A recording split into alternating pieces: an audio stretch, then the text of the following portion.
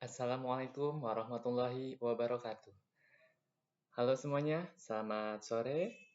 Saya Brian Subianto Putra dari Prodi Manajemen.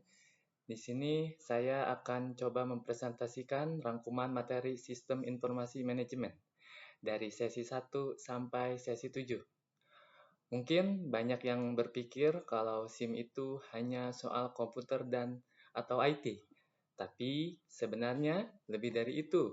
SIM adalah tentang bagaimana kita, manajer, menggunakan teknologi untuk memenangkan persaingan bisnis. Mari kita mulai pembahasannya. Untuk sesi pertama, yaitu pengenalan SIM, kita buka dengan definisi. Menurut Laudon, SIM adalah sistem terpadu.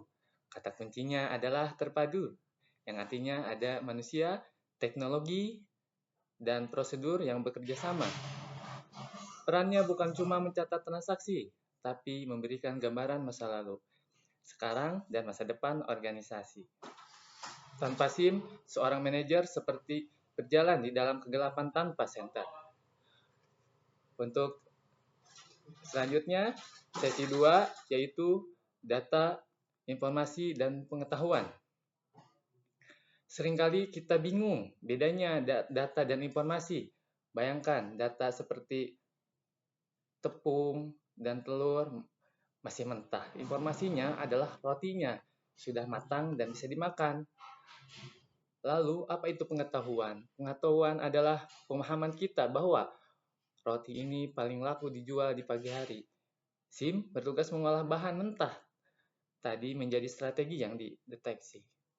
Baik, untuk sesi selanjutnya yaitu komponen utama SIM, di mana untuk menjalankan SIM kita butuh 5 komponen, yaitu ada hardware, software, database, jaringan, dan yang paling krusial yaitu adalah people atau manusia. Kenapa manusia? Paling penting karena secanggih apapun sistemnya, kalau orang yang mengoperasikannya tidak paham cara membaca datanya, maka sistem itu tidak akan memberikan nilai tambah apapun. Untuk sesi 4, yaitu DBMS dan CBIS. Di mana di sesi 4 ini kita bicara soal penyimpanan. Kenapa butuh DBMS? Supaya data kita tidak ganda atau redundant. Kita tidak mau data pelanggan tercatat 2 kali dengan alamat yang berbeda. Disinilah peran CBIS atau sistem berbasis komputer memastikan semua data tersimpan rapi, aman, dan bisa ditarik kapan saja saat dibutuhkan. Untuk sesi kelima yaitu sistem informasi akuntansi atau SIA adalah sistem yang paling tua dan fundamental karena mengurus uang. Namun untuk membangun sistem seperti SIA ini kita butuh metodologi yang namanya SDLC. Kita tidak bisa asal buat software. Harus ada perencanaan, analisis, sampai pemeliharaan. Ingat, membangun sistem informasi itu seperti membangun rumah. Kalau fondasinya salah, rumahnya pasti tidak kokoh atau roboh. Untuk sesi 6, yaitu adalah jenis-jenis SIM. Organisasi itu punya level. Di level bawah ada TPS untuk transaksi harian, di tengah ada MIS untuk laporan bulanan manajer, dan di puncak ada ISS untuk direktur. Namun, sekarang ada tren ERP. ERP ini luar biasa karena dia menyatukan semua departemen sampai dengan departemen keuangan, SDM, dan produksi ke dalam satu database tunggal, di mana tidak ada lagi ego sektoral dalam antar divisi. Untuk sesi 7, yaitu sistem pendukung keputusan atau DSS. Terakhir kita masuk ke level paling cerdas yaitu DSS dan Business Intelligence. Di sisi sistem membantu kita menjawab pertanyaan what if misalnya, apa yang terjadi kalau saya naikkan harga 10%? Dengan BI, kita bisa melihat pola tersembunyi dari data besar atau big data. Inilah yang membuat perusahaan modern bisa bergerak sangat cepat dan berkembang. Untuk selanjutnya adalah kesimpulan atau penutup.